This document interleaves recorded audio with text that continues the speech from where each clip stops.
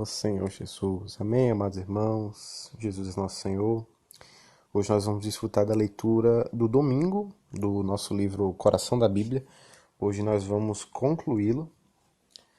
Nós vamos desfrutar da página 104 até a 109 e concluir o nosso livro. Estamos no último capítulo, o sexto capítulo. O título é A Ressurreição.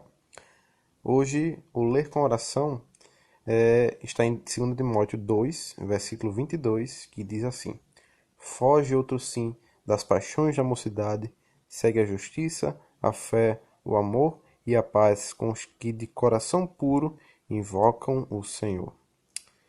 Ó Senhor Jesus, Senhor Jesus, o Senhor nos leva a fugir.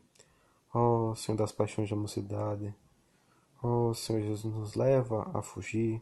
Senhor, dai-nos força, Senhor, e para que junto de tudo isso, se nós possamos seguir a justiça, a fé, o amor e a paz, Senhor, com nossos amados irmãos, os que de coração puro, Senhor, invocam o Senhor, nos leva a te invocar.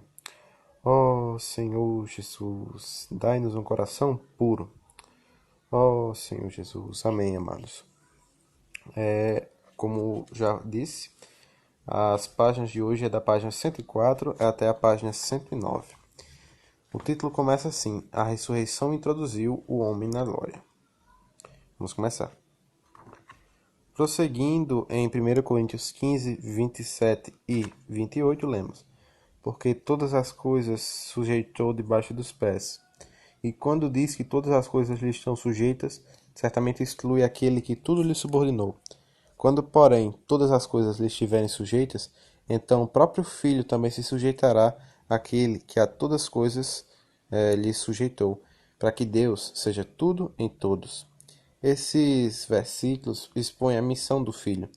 Ele foi enviado pelo Pai para sujeitar todas as coisas e, posteriormente, sujeitar-se ao Pai. Essa porção nos remete a Salmos 8, em que Davi profetiza que Jesus, como homem, foi feito por um pouco menor do que Deus e foi coroado de glória e de honra. O segundo da Trindade, o Filho, já era Deus, e como homem, ele abriu o caminho para que a humanidade também fosse coroada e glorificada. Assim, Jesus nasceu como homem, viveu como homem, sofreu como homem, passou por todas as restrições, mas com uma diferença: ele não pecou.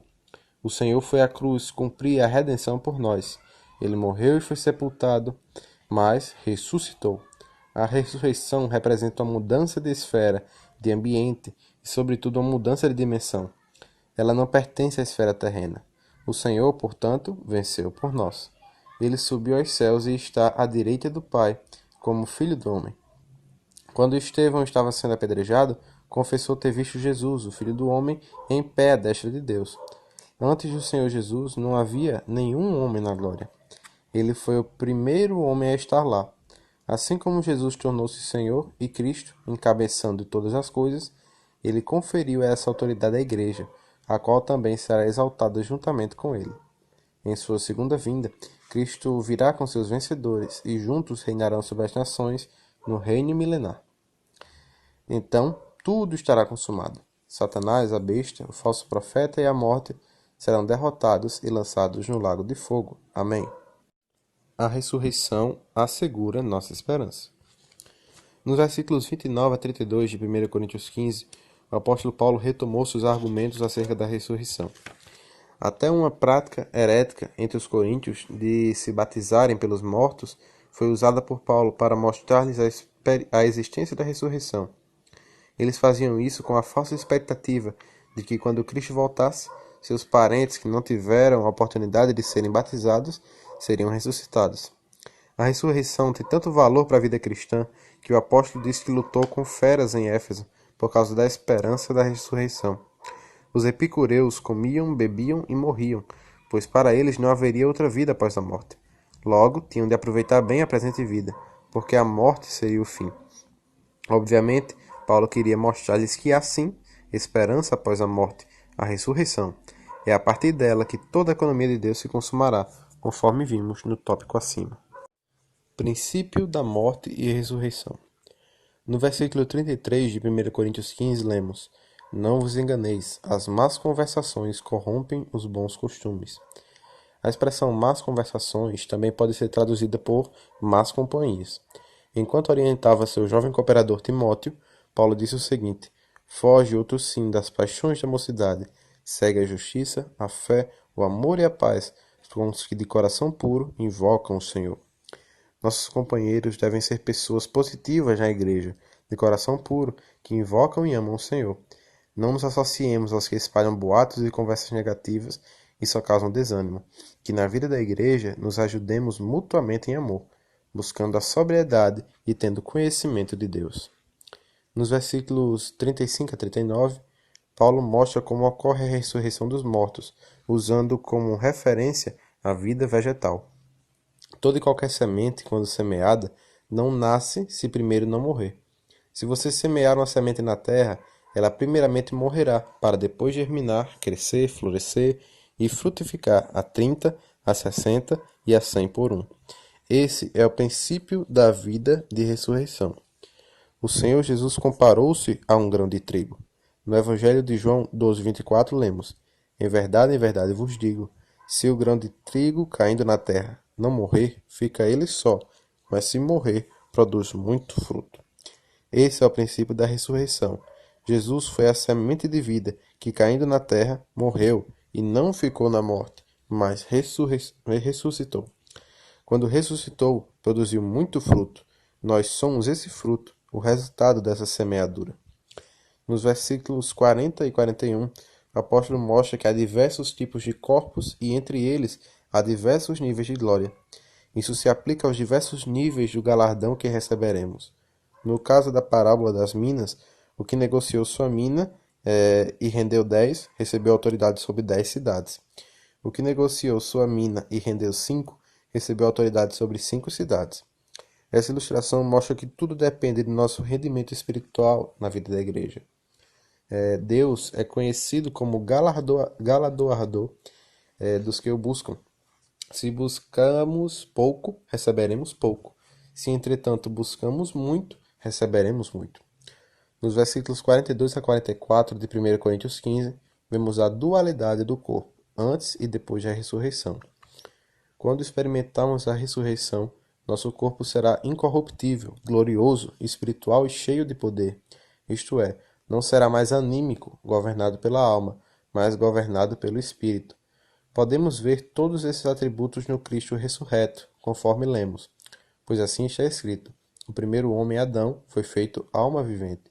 O último Adão, porém, é espírito vivificante. O Senhor Jesus é o espírito que dá vida, e como o último Adão, o Senhor encerrou o velho homem na cruz. Agora temos apenas Cristo. Com a morte e a ressurreição, o Senhor se tornou o espírito que dá vida, e os que creem em Cristo recebem esse espírito prometido. Hoje Jesus já foi glorificado, pois morreu e ressuscitou. Podemos unir-nos a Ele como um só Espírito. Podemos experimentá-lo por meio da palavra, que é Espírito e vida. E à medida que vivemos no Espírito de Deus, mesclado ao nosso Espírito, cumprimos a economia, o plano de Deus. O resultado é que a fé objetiva, o que está escrito na palavra, se tornará nossa fé subjetiva, nossa experiência com a palavra. Tragada foi a morte pela vitória. Em 1 Coríntios 15, versículos 46 a 49, o apóstolo Paulo prossegue fazendo um paralelo entre o primeiro homem, Adão, e o segundo homem, Cristo. O primeiro homem é natural e terreno, enquanto o segundo homem é espiritual e celestial. Por isso devemos trazer a imagem do segundo homem, Cristo. Nesse sentido, o que nos diferencia das outras pessoas? A única e grande diferença é que nós cristãos temos o Espírito. Contudo, se vivemos na carne, é possível que cometamos as mesmas coisas que elas cometem. Então, a responsabilidade é nossa. Viver no Espírito é a maneira de praticarmos a palavra profética e o caminho para termos a realidade do reino dos céus hoje e garantirmos nossa entrada em sua manifestação na era vindoura. Sem viver no Espírito, não haverá realidade alguma. Antes seremos naturais e terrenos, como todos os demais descendentes do velho Adão.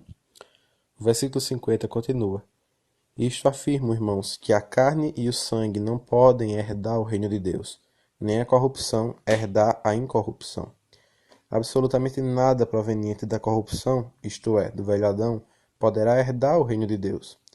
Paulo fez uma lista das coisas oriundas da carne, em 1 Coríntios 6, do 9 ao 10. No entanto, no versículo 11 desse mesmo capítulo, ele nos encoraja. Tais fostes alguns de vós, mas vós vos lavastes, mas fostes santificados, mas fostes justificados em o nome do Senhor Jesus Cristo e no Espírito do nosso Deus.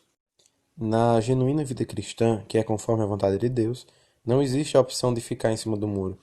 Deixar de viver no Espírito é automaticamente escolher viver na carne.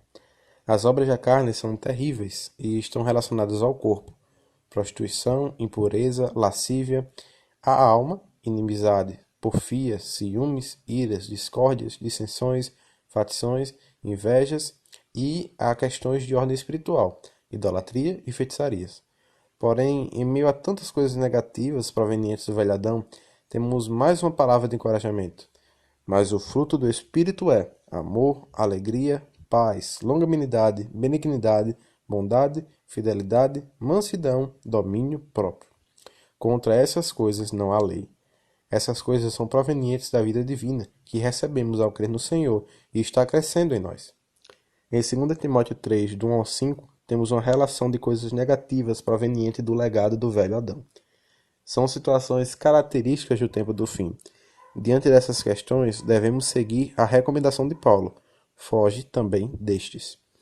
Finalmente, chegamos aos versículos 51 a 58 de 1 Coríntios 15.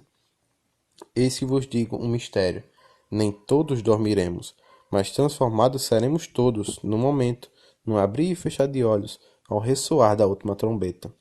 A trombeta soará, os mortos ressuscitarão incorruptíveis, e nós seremos transformados. Porque é necessário que este corpo corruptível se revista da incorruptibilidade, e que o corpo mortal se revista da imortalidade.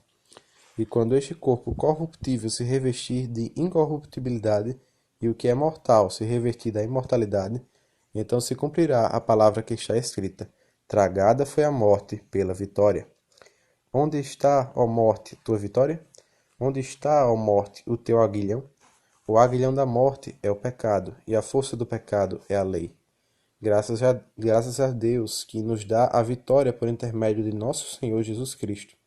Portanto, meus amados irmãos, sede firmes, inabaláveis e sempre abundantes na obra do Senhor, sabendo que no Senhor o vosso trabalho não é vão. Esses versículos nos trazem esperança. Aleluia! Nosso corpo corruptível será revestido de incorruptibilidade. Ou, em outras palavras, nosso corpo de humilhação será igual ao corpo da glória de Cristo. Dessa forma, concluímos o capítulo 15 de 1 Coríntios.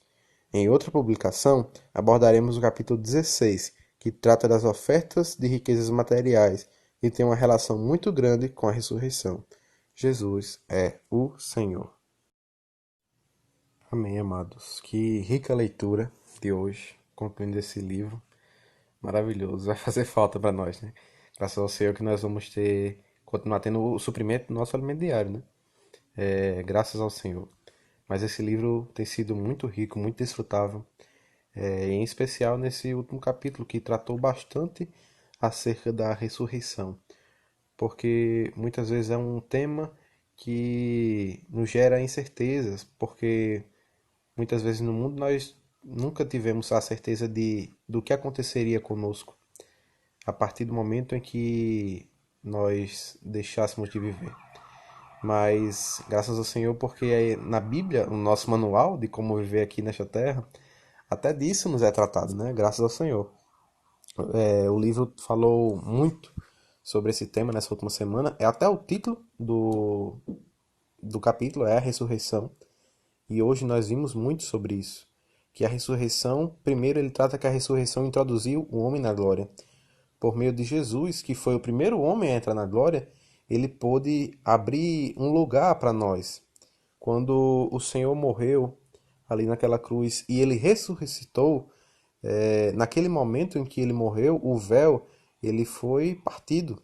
Por que ele foi partido inclusive de alto a baixo? Porque ali se abria um novo e vivo caminho para nós. Aleluia! Há um homem na glória. Tem um hino que fala isso, né? Um homem na glória. Senhor Jesus. Aleluia! Porque há um homem na glória que abriu um lugar para nós. Senhor Jesus. Foi por meio da morte e ressurreição de Cristo que foi aberto esse novo e vivo caminho para nós. Aleluia, o Senhor venceu por nós. O segundo ponto que ele trata acerca da ressurreição é sobre assegurar a nossa esperança. Ele fala que muitos ali na igreja em Corinto não tinham certeza da sua esperança na ressurreição. Muitos batizavam pelos mortos, Paulo falou. Então, o versículo, vamos ler? Está em 1 Coríntios, capítulo 15, versículo 29. Ele fala: de outra maneira, que farão os que se batizam por causa dos mortos? Se absolutamente os mortos não ressuscitam, por que se batizam por causa deles? Senhor Jesus, muitas práticas que eram pregadas ali, que os irmãos se confundiam, caíam em certas heresias. Por isso que o apóstolo Paulo fala, né? Não vos enganeis. As más conversações ou as más companhias, como pode ser traduzida, corrompem os bons costumes. Por isso, amado, nós precisamos estar sempre junto dos irmãos que partilham da mesma visão e da mesma esperança que a nossa. Porque nós cremos que quando o Senhor voltar, nós receberemos um corpo de glória e os que já dormiram serão ressuscitados.